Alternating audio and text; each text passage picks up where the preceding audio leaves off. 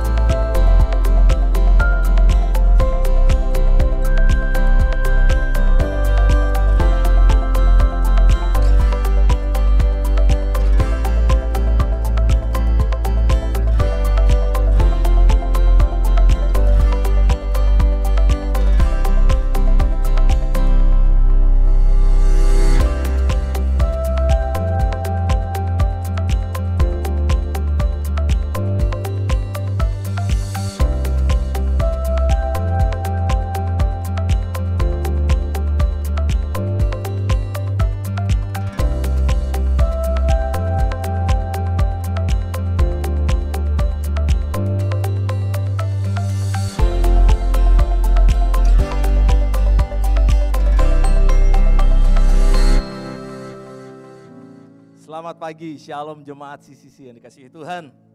Kita bersyukur kita sudah di awal tahun 2021. Tuhan sudah melakukan hal yang luar biasa dalam kehidupan kita selama di 2020. Dan kita percaya dan kita siap untuk menerima berkat Tuhan yang baru di tahun 2021. Mari kita persiapkan hati kita. Dimanapun Jemaat CCC berada, baik ada yang di rumah maupun ada di tempat lain. Mari kita bersatu hati, kita mau berdoa, kita mau datang kepada Tuhan, kita mau meninggikan nama Tuhan, kita mau mendengarkan firman Tuhan. Dan kita percaya Allah hadir bersama-sama dengan kita pada pagi hari ini. Bapa, terima kasih Tuhan. Selamat pagi ya Bapa. Kami mengucap syukur buat di awal tahun yang indah ini Tuhan. Ketika kami Tuhan akan menyongsong di tahun 2021 ini Tuhan. Di mana di depan kami Tuhan, kami tidak tahu apa yang akan terjadi. Tapi kami mau berjalan bersama Allah kami yang hidup, Yesus Kristus. Dan kami menyerahkan masa depan kami di tahun 2021 ini ke dalam tangan-Mu. Dan kami percaya Tuhan, ketika kami berjalan bersama Tuhan, perkara-perkara besar akan terjadi dalam kehidupan kami. Terima kasih ya Bapa. Kami bersatu hati Tuhan berdoa buat jemaat Tuhan dimanapun mereka berada Tuhan yang menyaksikan ibadah online pada pagi hari ini. Juga Tuhan untuk sekolah minggu juga ya Bapak, ibadah di udara. Kau berkati ya Bapak, Tuhan hadir bersama-sama dengan kami. Bagi jemaat Tuhan yang mungkin ada yang sedang sakit, kami percaya Tuhan, Engkau akan memberikan kekuatan yang baru Tuhan. Dan kami siap untuk menerima berkat Tuhan, kami siap memuji Tuhan. Berkati Tuhan ibadah pada pagi hari ini dari awal hingga akhirnya. Berkati Tuhan Yesus pemberitaan firman-Mu melalui hamba-Mu yang akan menyampaikan firman. Terima kasih ya Bapa. Kami menutup bungkus Tuhan ibadah pagi hari ini dengan kuasa darah-Mu Tuhan. Berikan kami pikiran dan hati yang fokus hanya kepada Tuhan. Di dalam nama Tuhan Yesus Kristus kami siap menerima berkat Tuhan. Haleluya. Amin. Amin. Amin. Satu pujian yang sudah lama yang mengatakan Allah kita heran dan besar. Mari kita imani pujian ini. Allah kita heran dan besar. Yes. Amin.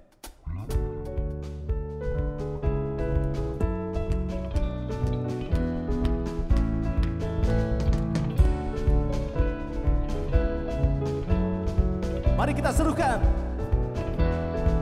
Allah kita heran dan besar, Allah yang heranlah, Allah yang cinta kita semua, berkati dengan limpah, Allah yang heranlah. Allah kita heran dan besar, Allah yang heranlah, Allah yang cinta kita semua, berkati dengan limpah, Allah yang heranlah. Allah kita heran, Allah kita heran, Allah kita heran, sebab tiada yang mustahil bagi Dia.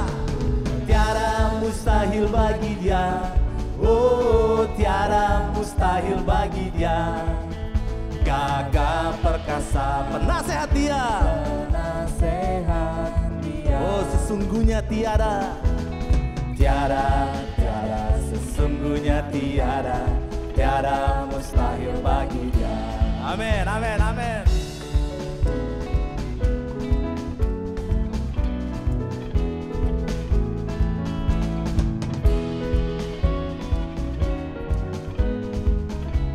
Allah kita heran dan besar.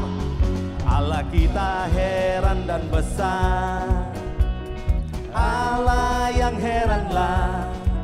Allah yang cinta kita semua, berkati dengan limpah. Allah yang heranlah. Amin. Allah kita heran dan besar. Oh, besarlah Engkau Tuhan. Allah yang heranlah. Allah yang cinta kita semua, berkati dengan limpah. Allah yang heranlah.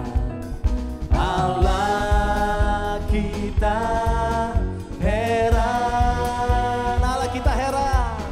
Allah kita heran. Sebab tiada yang mustahil.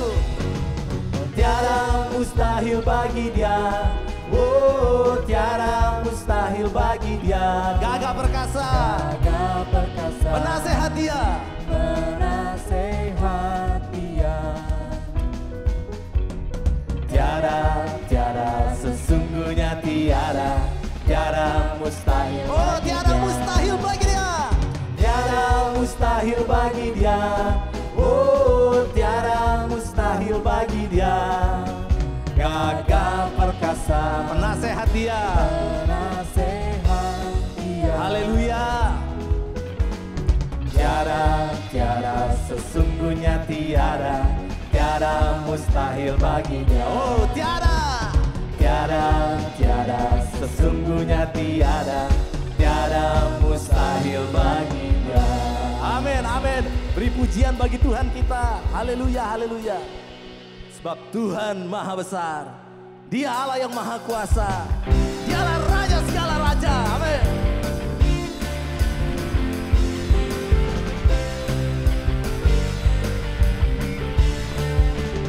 Tuhanku maha besar. Tuhanku maha besar. Tuhanku maha kuasa. Raja segala raja. Dia takkan tergoyahkan, Dia takkan terkalahkan. Dia hidup dan berkuasa. Serukan namanya, Yesus Tuhan Raja. Segala kuasa tunduk dalam namanya. Dia luar biasa, perkasa mulia. Yesus nama di atas segala nama. Amin, amin, haleluya.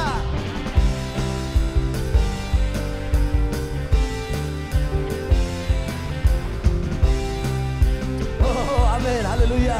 Tuhanku maha besar. Yeah. Tuhanku maha besar. Tuhanku maha kuasa. Raja segala raja. Oh, benar Tuhan. Dia takkan tergoyahkan, Dia takkan terkalahkan. Dia hidup dan berkuasa. Mari serukan namanya. Serukan namanya. Yesus Tuhan Raja.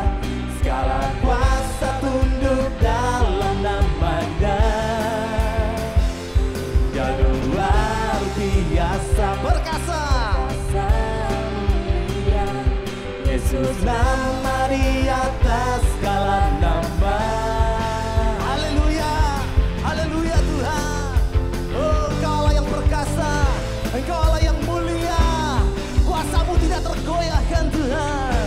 Engkau tidak terkalahkan. Serukan namanya, Yesus Tuhan Raja. Segala kuasa tunduk dalam namanya.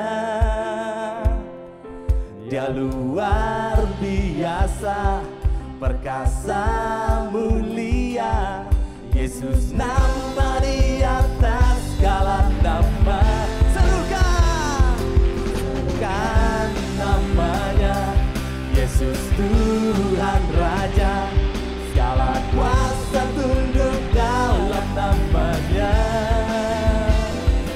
Ya luar biasa, perkasa mulia Tuhan, Yesus nama di atas segala. Sekali lagi katakan, serukan namanya.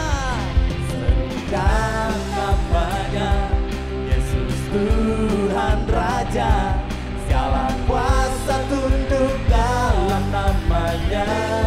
Oh, Engkau luar biasa Tuhan, luar biasa, perkasa, mulia, Yesus nama di atas segala nama. Nama di atas segala nama, Yesus nama di atas. Sekali lagi katakan, nama di atas segala nama, Yesus nama di atas segala nama. Haleluya.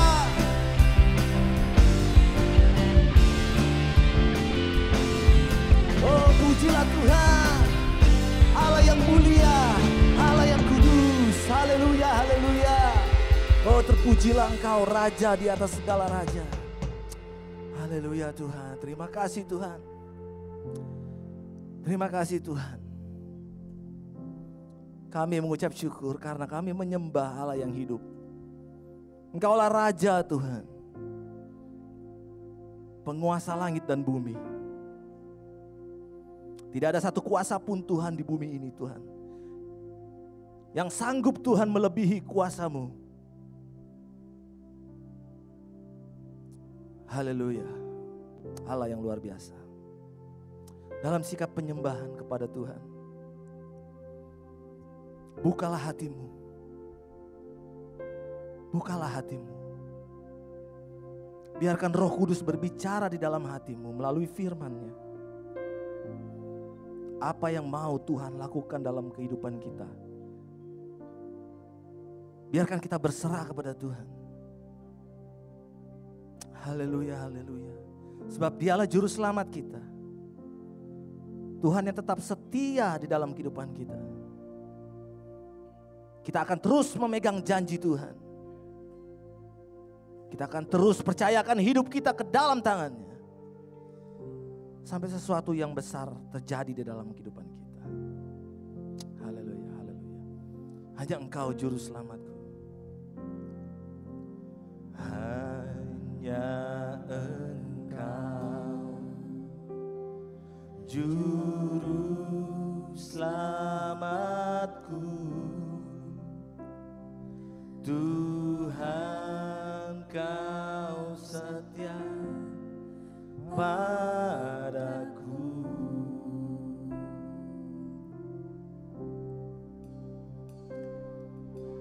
Yang ku pegang hanya janji-Mu, ku percayakan hidupku.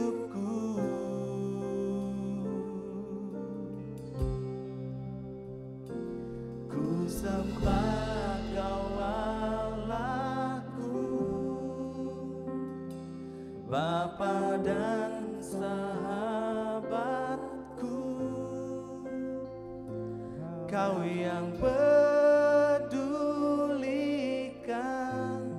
seluruh hidupku.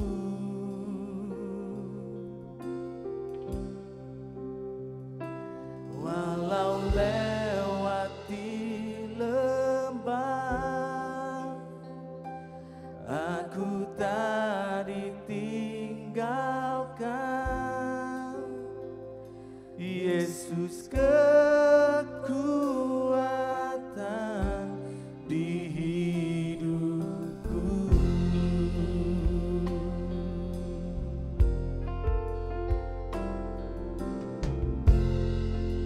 Hanya Engkau juru selamatku. Hanya Engkau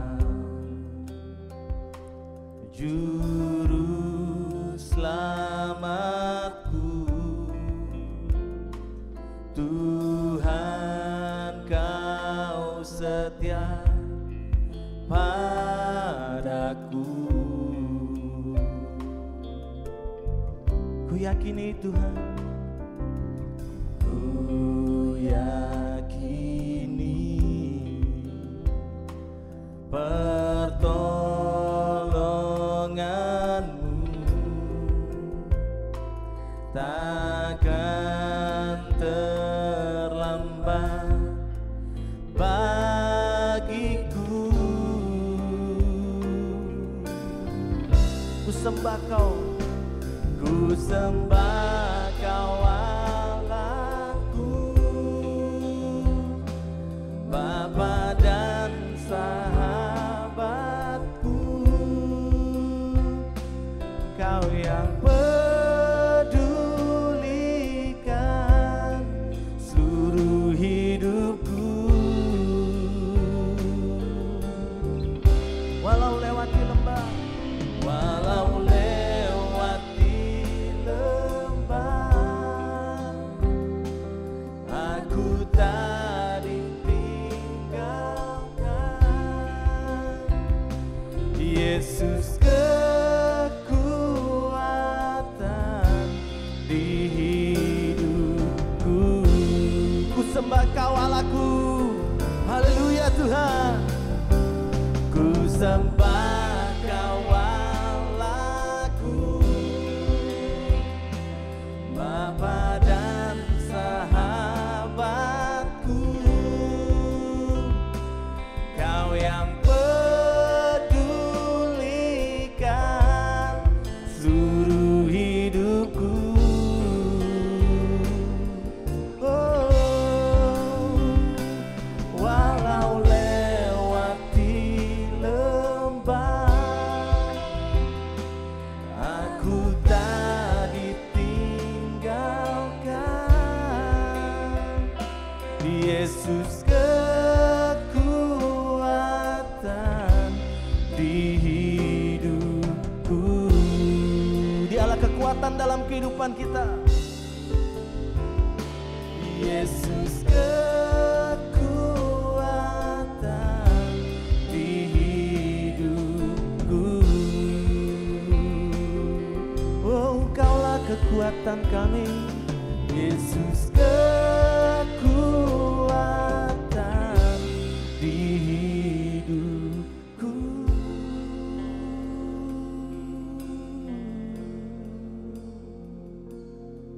Haleluya Tuhan, Engkaulah kekuatan kami. Haleluya Tuhan. Mari tinggikan nama Tuhan, sembahlah Dia, sebab Dia Allah yang layak ditinggikan. Dia Allah yang besar.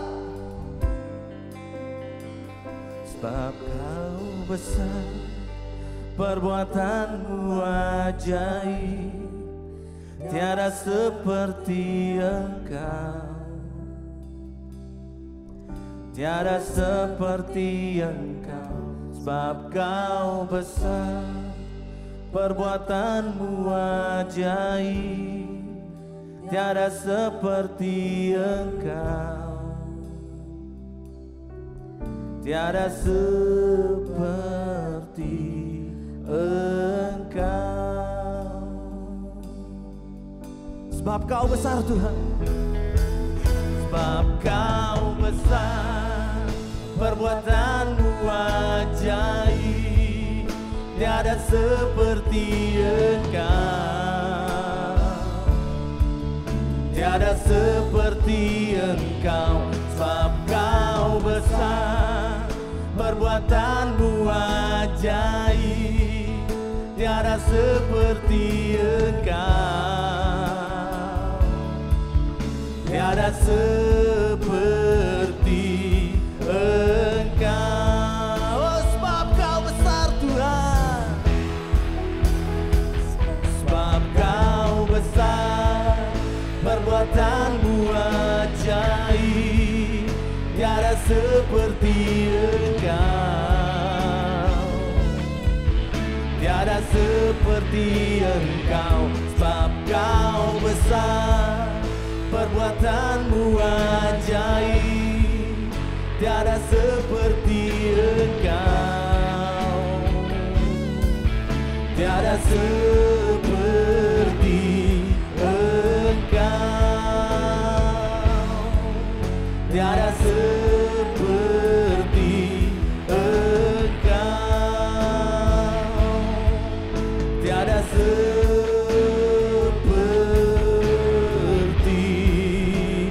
Engkau.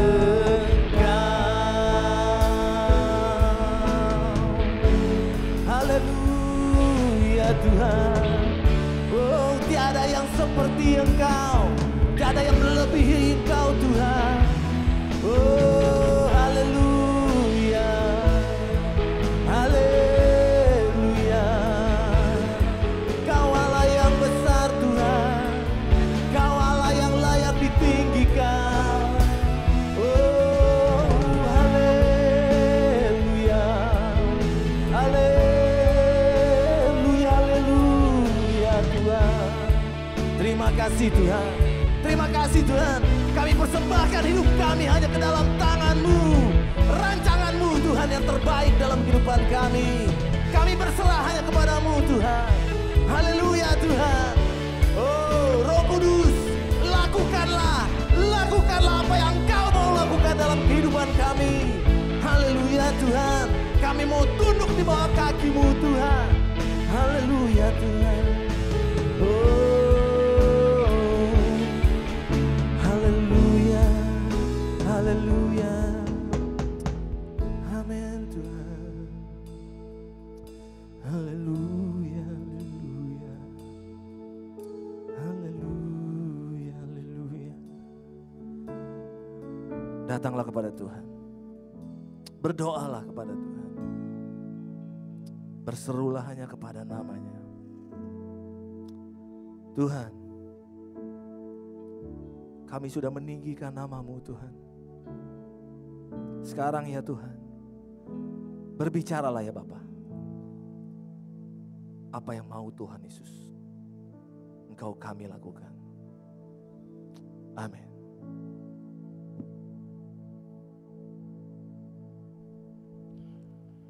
Bapak Ibu, saudara-saudara sekalian, jemaat yang dikasihi Tuhan, selamat berjumpa kembali di dalam acara ibadah Charismatic City Church lewat online. Tanpa terasa kita telah memasuki minggu pertama dalam tahun yang baru, yaitu tahun 2021. Memang kita masih dalam suasana Natal, di sana sini masih ada perayaan Natal. Oleh karena itu, perkenankanlah kami sebagai gembala dari Charismatic City Church mengucapkan selamat Natal dan selamat tahun baru kepada saudara-saudara semua yang sedang menyaksikan acara ibadah ini. Dan kami berdoa kiranya saudara-saudara akan diberkati Tuhan dengan berkat yang luar biasa, yang sangat-sangat kita perlukan. Oleh karena kita dalam memasuki tahun yang baru ini, kita masih berada dalam suasana yang berat oleh karena pandemi COVID-19.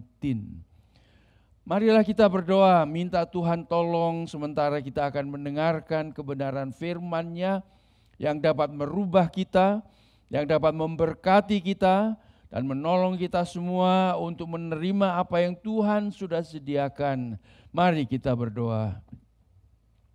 Bapa kami dalam sorga, kami berterima kasih oleh karena pada saat ini kami bisa berjumpa kembali dengan saudara-saudara kami yang Kau kasihi, sidang jemaat yang telah Kau tebus dengan kuasa darah-Mu dan menjadi milik-Mu yang sedang beribadah pada saat ini. Kami berdoa Tuhan dalam ibadah perdana tahun yang baru 2021 ini. Kiranya Engkau akan bekerja dengan luar biasa, menjadi titik tolak yang baru, yang memberikan janji dan harapan luar biasa bagi kami semua. Sementara memasuki tahun 2021 dengan kondisi menghadapi pandemi yang belum selesai. Tuhan urapi dengan Roh-Mu yang kudus.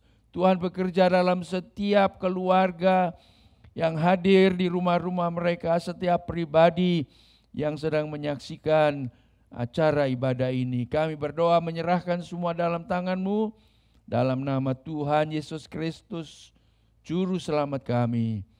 Amin. Amin.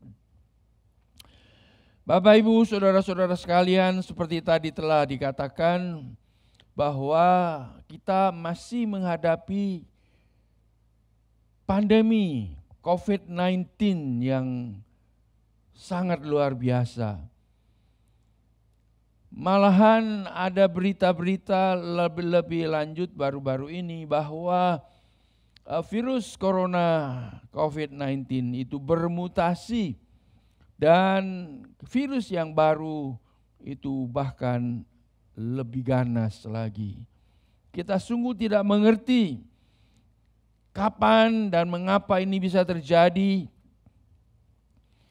Dan kita masih harus menghadapinya tanpa ada kepastian kapan akan berakhir. Pandemi ini telah menyebabkan berbagai masalah, baik dalam bidang kesehatan maupun ekonomi, keuangan tentunya, dan juga dalam hubungan antar pribadi, di mana masalah-masalah yang berkaitan dengan kejiwaan kita itu muncul. 3 aspek ini yang kita sedang hadapi, dan tentu ada juga dampak-dampak lain dari pandemi COVID-19 ini. Lalu bagaimanakah sikap kita sebagai gereja Tuhan dalam menanggapi pandemi ini? Saya mau mengajak kita bersama-sama untuk fokus kepada satu kalimat yang diambilkan dari kebenaran firman Tuhan, di mana kita dapati bahwa Tuhan mau memulihkan kita. Tuhan mau memulihkan kita oleh Roh-Nya yang kudus. Firman Allah dengan jelas menyatakan bahwa Roh Kudus adalah roh pembaharuan, roh pemulihan, roh yang menciptakan sesuatu yang tidak ada menjadi ada, roh yang dipakai untuk pemulihan dalam dunia ini dan dalam kehidupan kita. Allah tidak menciptakan virus COVID-19. Bisa saja virus ini terjadi oleh karena ulah manusia. Bisa saja terjadi oleh karena memang sebagai bencana alam yang menimpa seluruh umat manusia.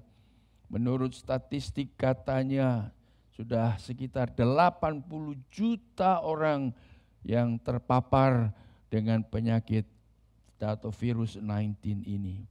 Lalu bagaimana kita harus menyikapinya?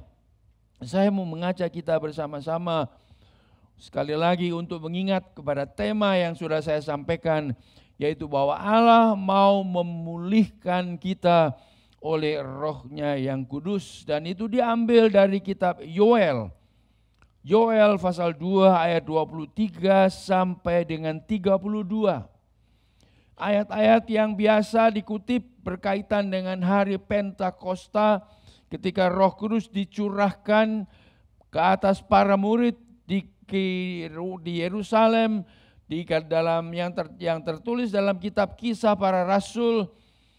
Tetapi kita ingin memperluas konteksnya, bukan hanya dalam kaitannya dengan hari Pentakosta, tetapi berkaitan dengan salah satu peranan Roh Kudus, yaitu yaitu peranan memulihkan apa yang ada di dalam dunia ini.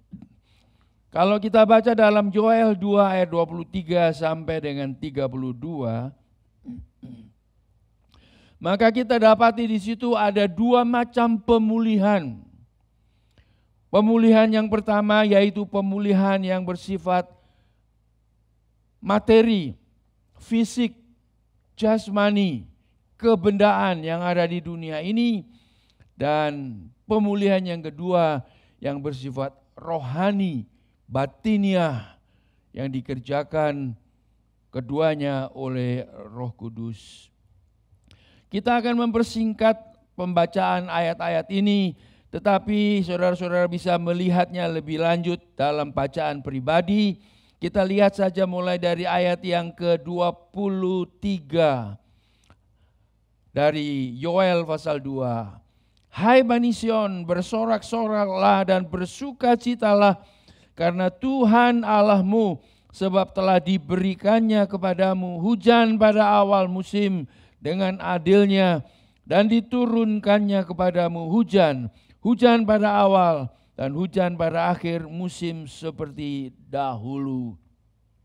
Tempat-tempat pengirikan menjadi penuh dengan gandum, dan tempat pemerasan kelimpahan anggur dan minyak. Aku akan memulihkan kepadamu, perhatikan ayat ini. Aku akan memulihkan kepadamu tahun-tahun yang hasilnya dimakan habis oleh belalang pindahan, belalang pelompat, belalang pelahap, dan belalang pengerip, tentaraku yang besar yang kukirim ke antara kamu. Nah, kita ingin mengubah konteks musibah tentang belalang-belalang ini dengan pandemi yang sedang kita hadapi. Dengan catatan bahwa tadi telah saya katakan bahwa Tuhan tidak menciptakan pandemi ini. Tetapi pandemi ini bisa menjadi suara Tuhan yang memanggil manusia untuk datang kepadanya, untuk mencari Dia, untuk bertobat, dan untuk mendapatkan pertolongannya. Ada 3 hal dari kepribadian Tuhan, sisi kepribadian Tuhan yang bekerja bersama dalam kaitannya dengan pandemi ini. Yang pertama yaitu kedaulatannya. Ini hak prerogatifnya Tuhan. Dia yang memutuskan siapa-siapa yang terkena pandemi ini, siapa-siapa yang sembuh, siapa-siapa yang akhirnya meninggal dunia. Semua itu ada di dalam kedaulatan Tuhan. Dan kita tidak bisa menawar, tidak bisa bertanya-tanya mengapa, karena itu ada di dalam kedaulatannya.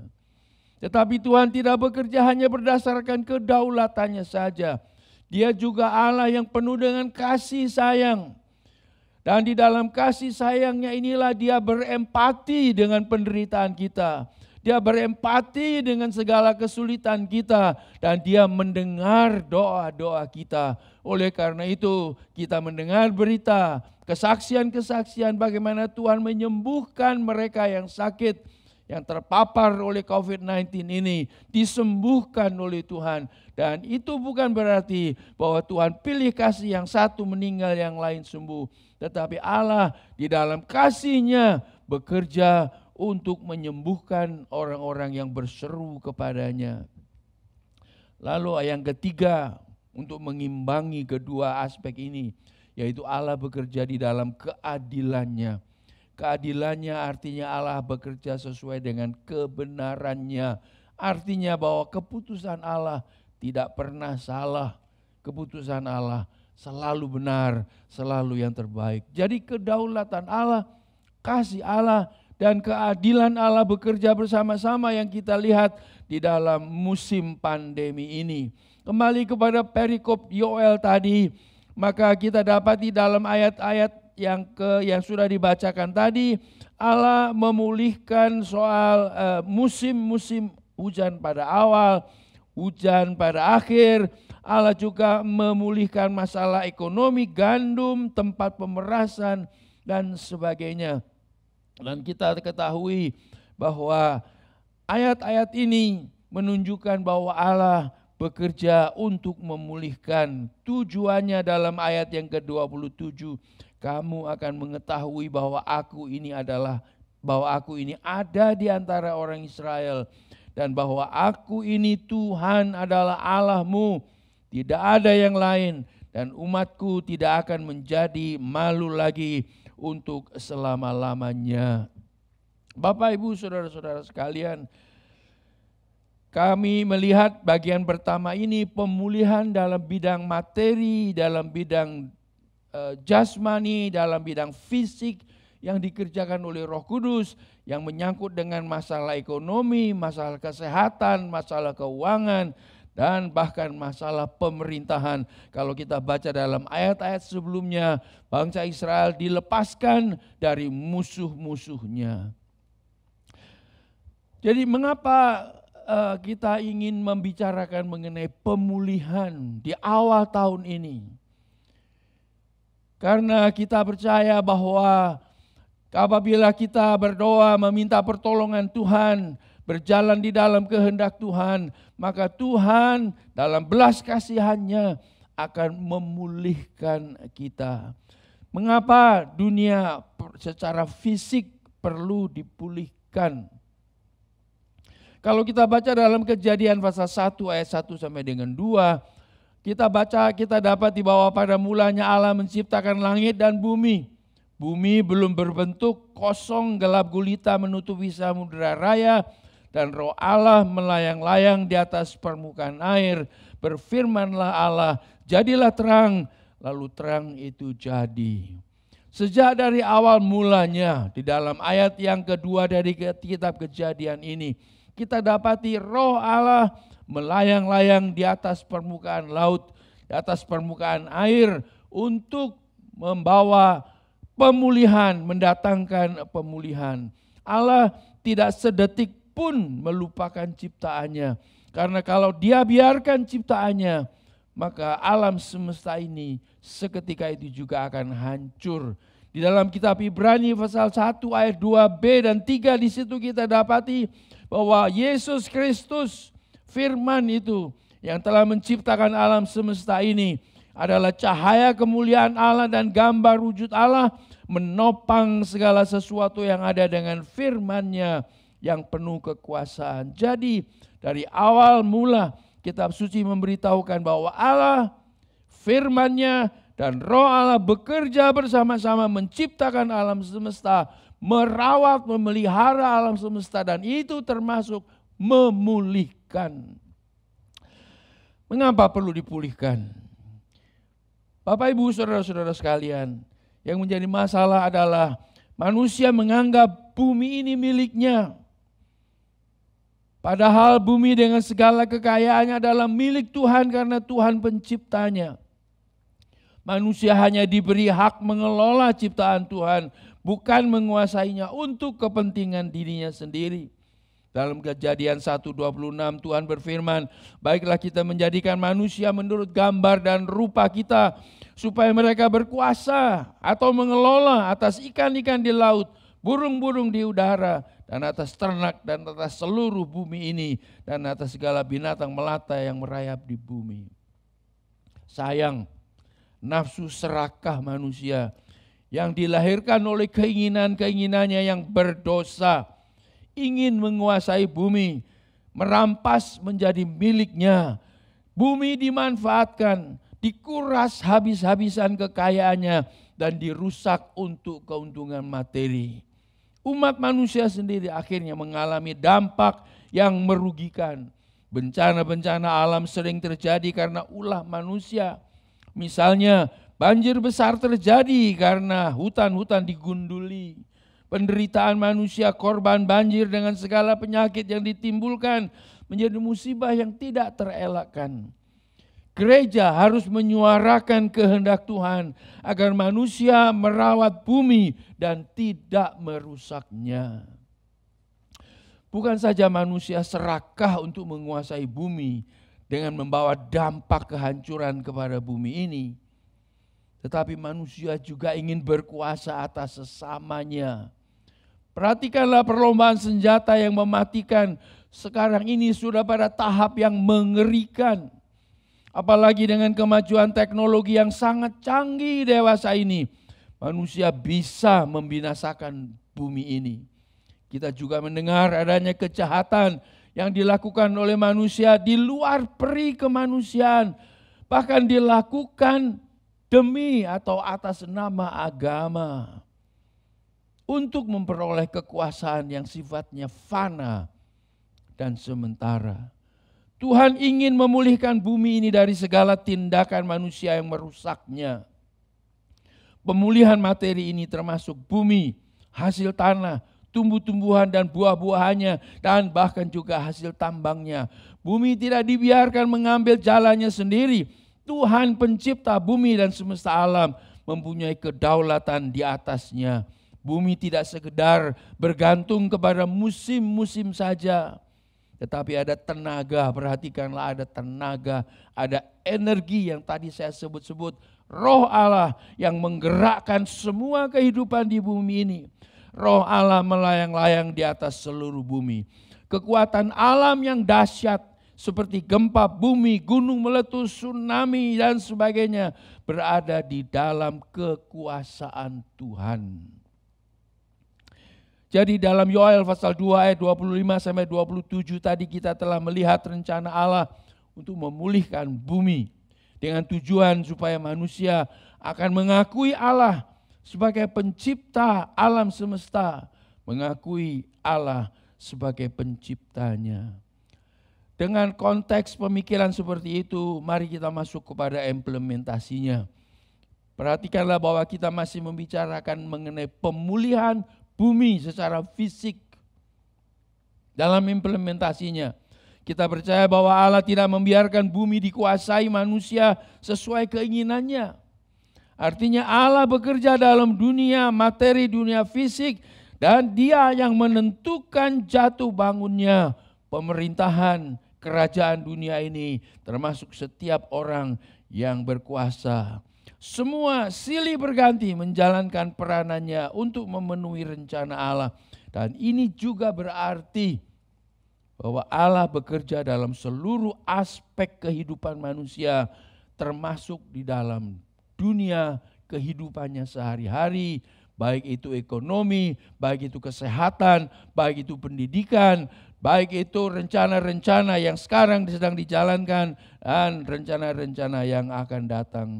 Di sinilah kita sebagai orang percaya mempunyai jalan masuk. Kita berdoa dengan iman agar Tuhan membuat kita menjadi agen-agen pemulihan yang ditenagai oleh Roh Kudus dalam bidang pekerjaan kita masing-masing. Karena kita bekerja bukan semata-mata untuk diri kita sendiri.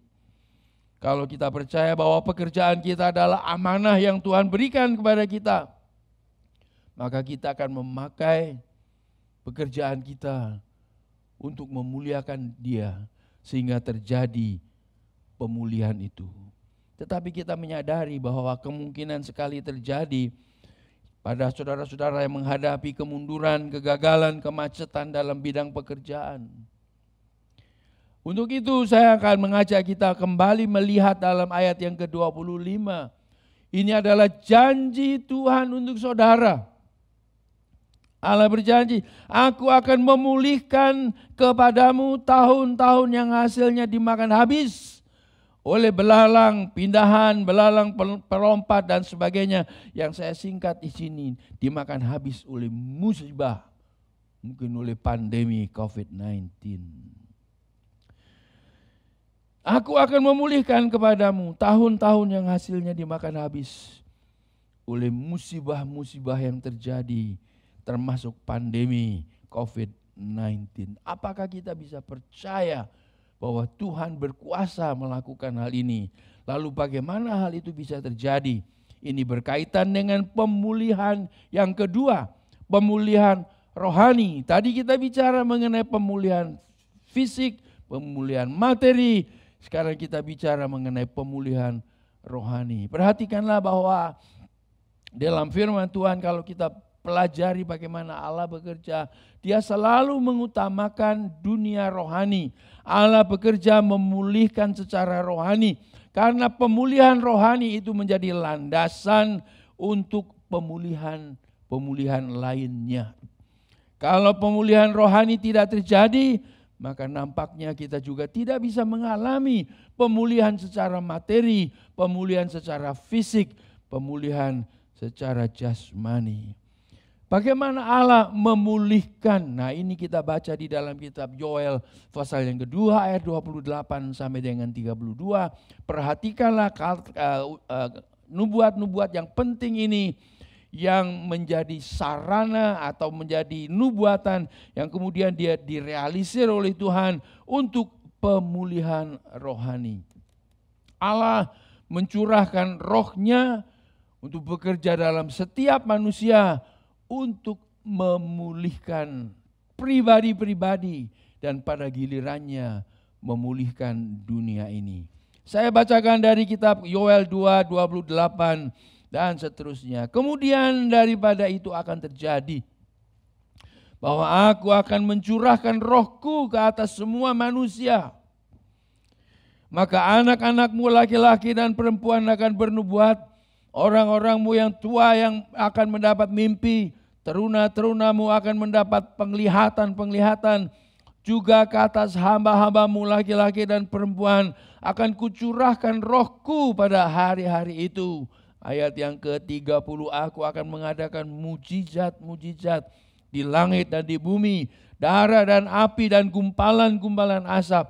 Matahari akan berubah menjadi gelap gulita, bulan menjadi darah sebelum datangnya hari Tuhan yang hebat dan dahsyat itu. Bapak, Ibu, saudara-saudara sekalian, ini adalah nubuat yang diucapkan oleh Nabi Yoel dan kemudian dikutip oleh Petrus dalam kitab Kisah Rasul pasal yang kedua, di mana selang waktu di antara nubuatan Nabi Yoel dan penggenapannya yang diucapkan oleh Petrus itu terjadi dalam ratusan tahun, selang waktu selama ratusan tahun. Allah selalu mengingat janjinya.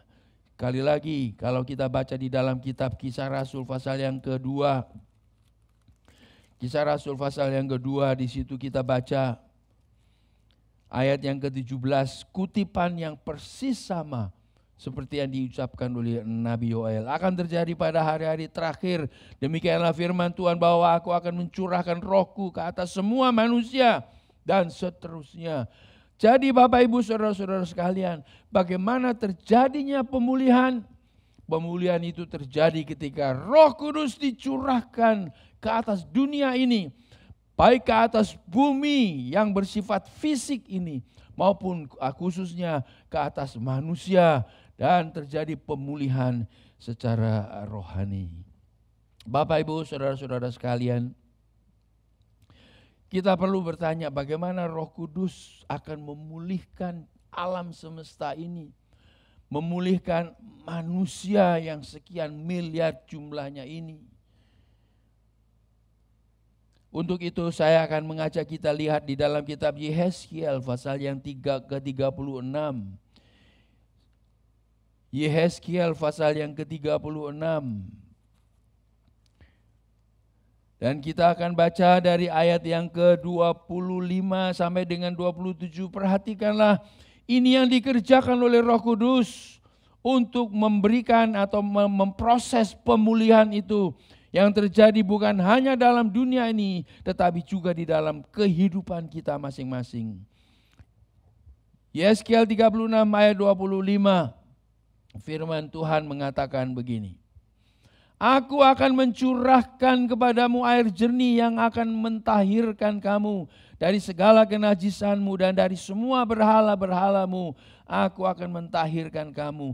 Kamu akan kuberikan hati yang baru dan roh yang baru di dalam batinmu. Aku akan menjauhkan dari tubuhmu hati yang keras dan kuberikan kepadamu hati yang taat. Rohku akan kuberikan diam di dalam batinmu dan aku akan membuat kamu hidup menurut segala ketetapanku dan tetap berpegang pada peraturan-peraturanku dan melakukannya. Inilah cara bagaimana Allah akan memulihkan seluruh dunia ini, alam ciptaannya, melalui orang-orang yang percaya kepadanya. Dan bagaimana itu bisa terjadi? Ayat ini mengatakan Allah akan memberikan rohnya dalam hidup kita, sehingga kita akan mempunyai dalam kehidupan kita, akan mempunyai cara-cara hidup yang baru. Kita akan mempunyai tujuan-tujuan hidup yang baru. Kita akan mempunyai nilai-nilai spiritual dan etika yang baru. Kita punya keinginan-keinginan baru. Kita punya motivasi baru. Dan itu semua menentukan cara hidup kita yang baru, yang akan dipakai oleh Tuhan untuk memulihkan dunia ini. Pemulihan rohani harus menjadi landasan dari pemulihan dunia fisik, dunia jasmani kita.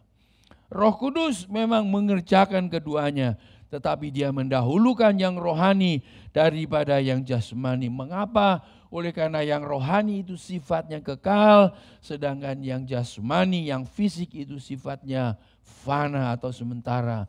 Yang rohani akan membawa kita kepada kehidupan kekal di sorga, sedangkan yang sementara itu hanya untuk kita hidupi di dalam dunia ini. Sekalipun demikian, Roh Kudus dalam kebaikannya, dalam kuasanya terus bekerja untuk memulihkan alam semesta ini. Dan Dia mulai dengan merubah hati manusia lebih dahulu. Hati yang keras, hati yang mau jalan sendiri, hati yang tidak mau taat kepada Tuhan, hati yang mau menang sendiri, hati yang serakah, hati yang tamak, itu semua akan diganti oleh Tuhan menjadi hati yang baru. Dan dengan hati yang baru manusia mempunyai cara-cara hidup yang baru. Dan dengan cara-cara hidup yang baru itulah Allah memulihkan ciptaannya. Bagaimana bisa terjadi perubahan hati yang keras, hati yang tidak taat, hati yang melawan Tuhan kepada hati yang taat kepada Tuhan. Itu dikerjakan oleh Roh Kudus. Ketika Dia berbicara dalam hati kita saat ini, Dia sedang berbicara kepada hati kita. Maukah engkau dipulihkan hidupmu? Maukah engkau dipulihkan keluargamu? Maukah engkau dipulihkan ekonomimu? Maukah engkau dipulihkan hubungan-hubungan antar pribadimu? Pada waktu Roh Kudus sedang berbicara ini, mari kita membuka hati kita kepada Tuhan. Dan katakan, Tuhan, saya menerima pekerjaan Roh-Mu yang kudus. Mungkin saudara akan seperti Nikodemus yang berkata, bagaimana itu bisa terjadi? Saudara tidak mungkin bisa mengetahui cara terjadinya Roh Kudus merubah hati kita secara nalar kita. Itu hanya diterima dengan iman. Diterima dengan iman, percaya kepada Tuhan Yesus sebagai juru selamat saudara yang sudah mati di kayu salib menebus dosa-dosa saudara. Dia akan mengampuni engkau dan memberikan hati yang baru.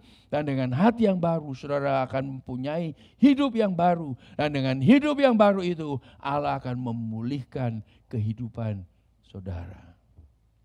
Ini saat-saat yang penting sekali bagi kita untuk memulai tahun yang baru ini.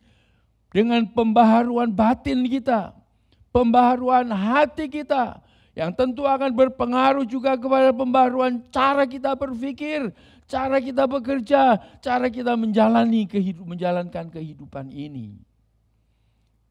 Oleh karena itu, sementara kita memasuki tahun yang baru ini, saya mengajak kita semua untuk membuka hati. Berkatalah, berdoalah kepada Tuhan, Tuhan kirimkanlah Roh-Mu yang kudus untuk bekerja dalam hatiku, untuk mengubah aku. Hal-hal yang tidak engkau berkenan dalam kehidupanku, rubahlah. Dosa-dosa yang ada dalam hidupku, sucikanlah. Gantilah dengan hati yang baru, supaya aku bisa mengikuti engkau dan bisa mengasihi engkau dalam ketaatan kepadamu. Kalau saudara mau melakukan itu, mari kita akan teguhkan itu dengan penyerahan diri kepada Tuhan. Penyerahan diri kepada Roh Kudus dengan percaya bahwa Yesus Kristus adalah juru selamat kita. Saya akan berdoa untuk pemulihan rohani saudara yang akan membawa dampak kepada pemulihan jasmani saudara, pemulihan keluarga saudara, pemulihan kehidupan saudara. Sekaligus kita akan lanjut nanti dengan perjamuan kudus yang menunjukkan atau yang berarti bahwa kita menerima korban Yesus Kristus di atas kayu salib sebagai penebus dosa kita. Sehingga kita bisa diampuni olehnya dan kita mempunyai kehidupan yang baru di dalam Dia. Bapa kami dalam sorga, terima kasih oleh karena kami memasuki tahun yang baru ini. Mendapat janji dari firman-Mu bahwa Engkau akan memulihkan tahun-tahun yang sudah lewat, yang menimbulkan banyak kerugian, oleh karena musibah-musibah, oleh karena kesalahan-kesalahan yang terjadi dalam kehidupan kami. Engkau menjanjikan untuk memulihkan kehidupan kami dan memberikan berkat-berkat-Mu yang luar biasa. Tetapi terlebih dahulu Engkau ingin supaya hati kami dipulihkan oleh Tuhan. Hati kami, batin kami disucikan oleh Tuhan. Karena itu kami mengundang Engkau, ya Roh Kudus, datanglah, masuklah dalam hati setiap anak-Mu yang membuka hati kepadamu saat ini. Masuklah, bekerjalah, ubahlah hidupnya. Ubahlah hidupnya, berikan hati yang baru kepada saudara-saudara tersebut. Dan mereka akan mengalami kelahiran baru di dalam Tuhan. Terima kasih Tuhan. Apabila kami sudah menyerahkan diri kami kepada Tuhan, percaya Dia sebagai juru selamat kami, maka kita akan dipersatukan di dalam Dia. Oleh kematiannya, oleh kebangkitannya, kita menjadi satu di dalam Dia. Dia menjadi milik kita dan kita dalam miliknya. Dan di dalam pengertian seperti itu, mari kita memasuki perjamuan kudus ini. Saya persilahkan saudara-saudara mengambil unsur-unsur perjamuan kudus yang sudah saudara siapkan. Mari kita mengambil rotinya terlebih dahulu. Sekali lagi, kita akan berdoa. Bapa, terima kasih untuk pengorbanan Tuhan Yesus Kristus di atas kayu salib. Sehingga kami yang tadinya hancur, rusak, berantakan, dapat dipulihkan kembali oleh korban Yesus Kristus itu. Kami menerima roti ini sebagai lambang dari korbannya di atas kayu salib yang dihancurkan, sebagai tubuhnya yang dihancurkan bagi kami. Karena itu, kami terima dengan syukur atas pengorbanan yang telah Engkau lakukan di atas kayu salib. Malam itu ketika Tuhan akan diserahkan, Dia mengambil roti, Dia pecah-pecahkan roti itu, dan Dia berikan kepada murid-muridnya sambil berkata, makanlah, inilah tubuhku yang dihancurkan bagimu. Kita makan roti ini bersama-sama dengan syukur kepada Tuhan.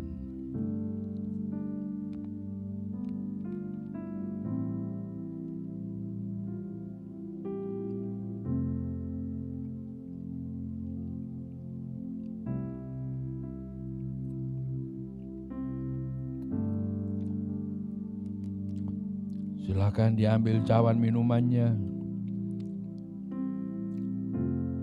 Dan Tuhan Yesus setelah Dia memberikan roti, Dia mengambil cawan minuman, Dia berikan kepada murid-muridnya sambil berkata, minumlah kamu dari cawan itu. Di dalamnya berisi minuman yang melambangkan darah Yesus Kristus.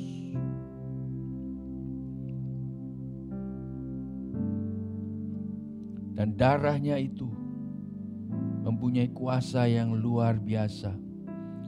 Ada kuasa dalam darah Yesus Kristus yang akan dipakai oleh Roh Kudus saat ini untuk memulihkan engkau.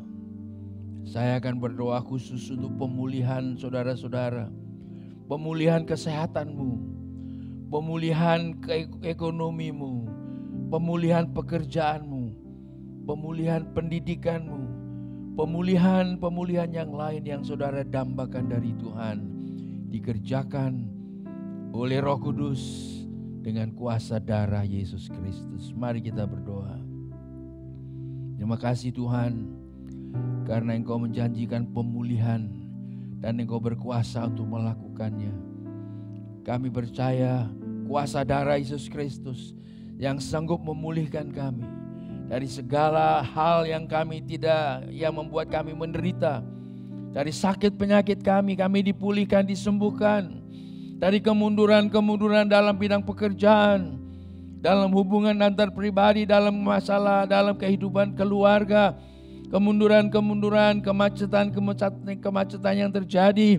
dapat dipulihkan kembali oleh kuasa darah Yesus Kristus yang dikerjakan oleh Roh Kudus dan yang kami sekarang terima dengan iman di dalam nama Tuhan Yesus Kristus. Amin. Mari kita minum bersama-sama.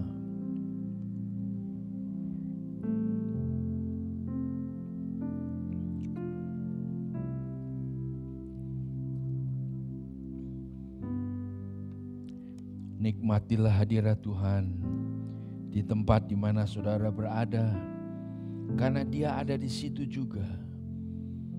Allah Immanuel selalu beserta kita dimanapun kita berada, khususnya saat-saat ini ketika kita membuka hati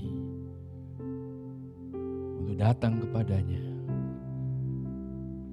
Dan kami berdoa sekarang untuk mengakhiri ibadah ini dan percaya bahwa Tuhan sudah mengalirkan, memberikan berkat-Nya yang luar biasa ke atas kehidupan saudara masing-masing. Apabila saudara sudah dijamah Tuhan, sudah ditolong Tuhan, sudah menerima mujizat dari Tuhan, tolong berikan kabarnya kepada kami supaya kami juga bisa ikut bersuka cita bersama-sama dengan saudara-saudara. Mari kita mengakhiri ibadah ini dengan doa. Bapa kami dalam sorga, terima kasih karena kami boleh beribadah kepada Tuhan pada minggu pertama dari tahun yang baru ini. Dan kami percaya sebagaimana Engkau sudah menyertai kami saat ini, maka di hari-hari yang ada di depan kami Engkau juga akan selalu menyertai kami, akan memberkati kami, akan memulihkan kami. Kami pegang janji-Mu, Engkau akan memulihkan tahun-tahun di mana musibah terjadi dalam kehidupan kami akan dipulihkan oleh Tuhan menjadi baru dengan berkat-berkat-Mu. Berikanlah kepada anak-anak-Mu yang sekarang ini berdoa meminta kepada Tuhan, dan kami menyerahkan mereka dalam nama Bapa, Anak, dan Roh Kudus. Terpujilah nama Tuhan. Amin. Tuhan memberkati saudara-saudara sekalian. Sampai jumpa kembali.